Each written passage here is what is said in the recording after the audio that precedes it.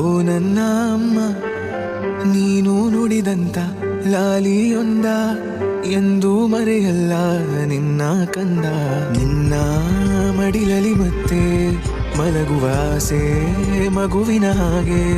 ನನ್ನ ತಲೆಯನ್ನು ಮತ್ತೊಮ್ಮೆ ನೀ ಸವರಬೇಕು ಅಮ್ಮ. ನನ್ನ ಹಣೆ ಮೇಲೆ ಬಾನಿಂದ ಮುತ್ತ ನೀಡೊಂದು ಸಾಕು ಅಮ್ಮ. ಅಮ್ಮ ಓ ನನ್ನ ಅಮ್ಮ, ಜನ್ಮದಾತೆ ಓ ನನ್ನ ಅಮ್ಮ.